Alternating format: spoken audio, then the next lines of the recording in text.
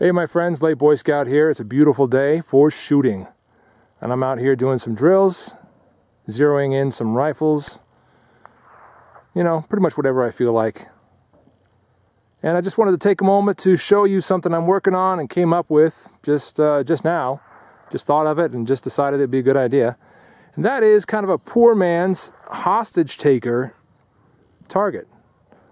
Now I've just combined the steel target that I already had, which was made for me by my friend Snow Lobo 95, and behind that is my IPSC PVC target, which I have carefully stapled a paper plate with a red dot in the center to the exact place where I want my hostage taker to be. That's going to be his head, that white paper plate there, and the dot kind of represents the center of the cranial ocular cavity where I want to aim for. Okay, so the goal here is to draw quickly and get one on target without hitting the steel target, because that is the hostage. Now, I'll know if I hit the hostage, obviously, because I'll hear a ting. So quick, easy sort of hostage taker scenario setup, and I'm excited to get started with it. Let's take some shots. So in this drill that I'm working on today, I'm going to be switching between the Ruger 2245 Mark III and the 2245 Mark II. I feel like these two guns fill the exact same role. So since I'm not really a collector, I don't want to keep both of them indefinitely. Now I know some of you guys are saying keep both of them, they're both great guns, and you're right, they are. But why hang on to both of these when I can put the cash towards, or from one of these, towards something else that I can get more experience with? That's my logic, and I hope it makes sense to you too. If not, whatever. Anyway, so I'm going to sell one of these at some point, taking my time deciding, and I really just want to see which one of these is a better training gun. Which one of these fills the role of defensive handgun training better for me. Just for me, for my taste, for my grip, for my stance, for my eye, the way I hold things, the way I do things, the way I shoot, which one of these works better for me? Right now, I tell you, I'm leaning towards the Mark II. It has drop-free magazines, no magazine safety disconnect the way the Mark III has. However, the Mark III is a little bit lighter. Then again, the Mark II's got a nice heftier grip, more reminiscent and similar to the Glock grip, so I'm leaning more towards that. Either way, I'm going to try to give them a good fair shake, and we'll see where I end up. Let's start with the Mark III.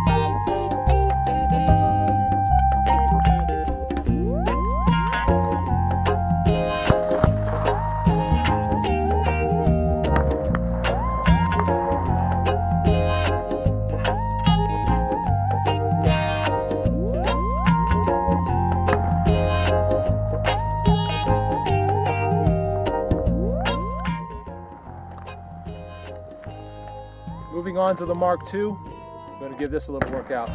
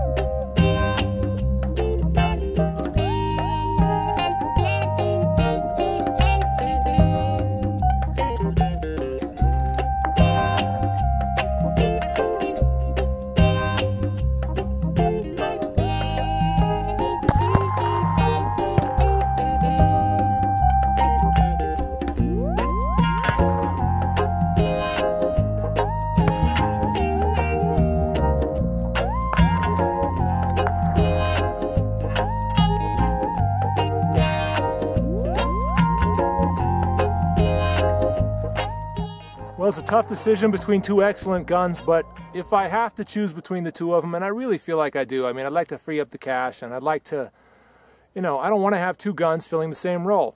So I feel like I need to make a choice here, and drop-free magazines is something that you gotta have in a training gun, I think. The Glock magazine's drop-free, and that's my defensive gun. So I want to have the muscle memory associated with drop-free magazines. And seeing as this gun drops those magazines free, just like a Glock does, just like almost any other defensive handgun does, the Mark II is for me. Well, thanks guys for watching. That's been my choice between the Mark II and the Mark III. Tabletop review on the Mark III to come. It's still a fine gun, and I'll do it justice in a nice tabletop. I'm the Late Boy Scout. Thanks for watching.